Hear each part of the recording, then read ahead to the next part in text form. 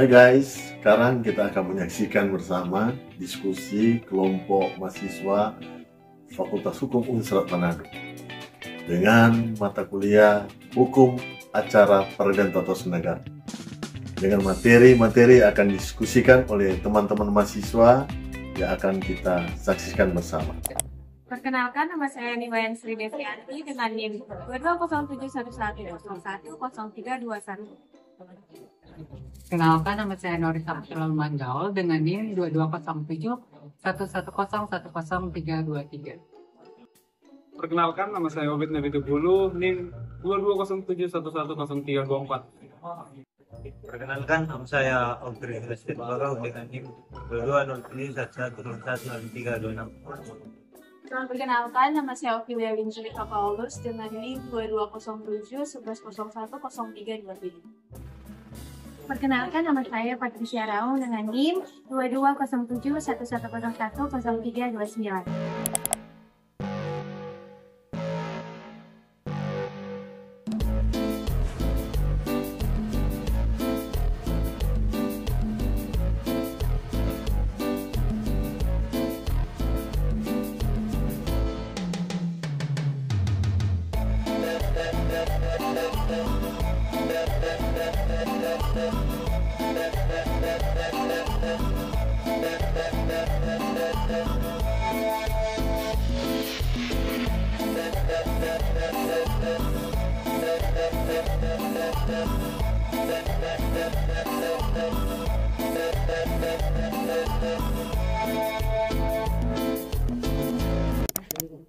Baik, kita akan membahas tentang fokus dan definisi gugatan dan subjek hukum. Di mana gugatan dalam perkara tata usaha negara ini merupakan salah satu bentuk mekanisme hukum yang memberikan peluang bagi individu atau badan hukum yang mencari keadilan atas keputusan tata usaha negara yang dianggap merugikan. Jadi pertanyaan saya di sini adalah, apa itu gugatan dalam perkara tata usaha negara dan siapa saja yang berhak mengajukannya menurut hukum positif? Jadi, gugatan dalam hukum acara PT-UN adalah permohonan tertulis dari orang atau badan hukum perdata yang merasa dirugikan oleh suatu keputusan tata usaha negara atau KTUN.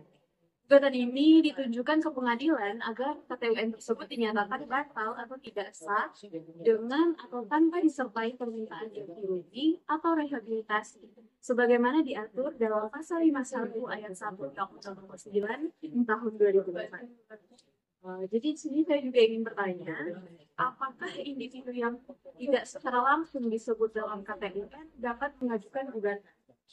Oke, jadi gugatan dalam acara PT-UN ini sebenarnya permohonan tertulis itu dari orang atau badan hukum data yang merasa dirugikan oleh perusahaan negara. Jadi gugatan ini ditujukan kepada pengadilan saat KTUN ini dinyatakan batal atau tidak sah dengan atau tanpa disertai permintaan ganti rugi atau rehabilitasi menurut pasal 53 ayat 1 Jo pasal 1 angka 5 Undang-Undang Nomor 5 Tahun 1986 yang telah diubah dengan Undang-Undang Nomor 9 Tahun 2004.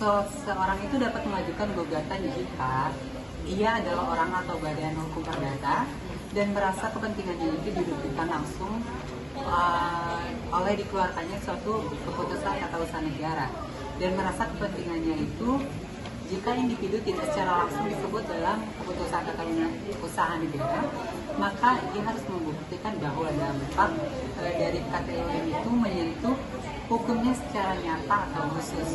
Contohnya, misalnya jika ada pemerintah keputusan tata usaha negara yang memberikan izin reklamasi kepada perusahaan tertentu, warga pesisir ini yang terdampak, meskipun tidak dalam KTUN, bisa mengajukan gugatan karena mereka ini mengalami kerugian lingkungan, ekonomi atau sosial sebagai dampaknya.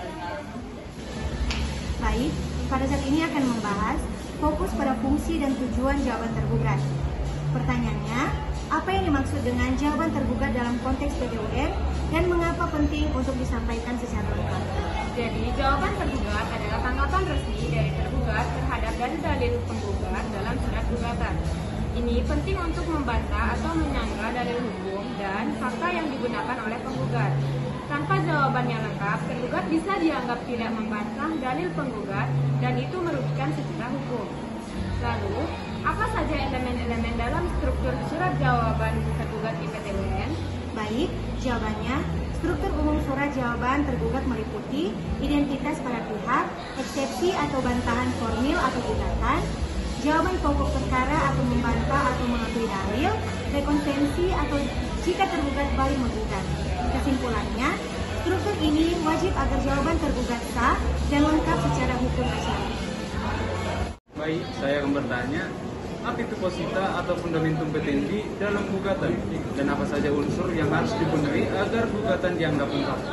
Baik, posita adalah uraian dasar gugatan, dikenal juga sebagai fundamentum petendi, terdiri atas yang pertama, dasar hukum atau redaksiun, norma atau ketentuan hukum yang dilanggar. Yang kedua, dasar fakta atau background, kejadian atau fakta hukum yang menjadi alasan gugatan. Jika salah satu unsur ini tidak lengkap, gugatan bisa dianggap tidak memenuhi syarat formil. Baik, saya akan bertanya kembali kepada Anda. Apa itu petitum dan bagaimana merumuskannya agar sah menurut hukum acara?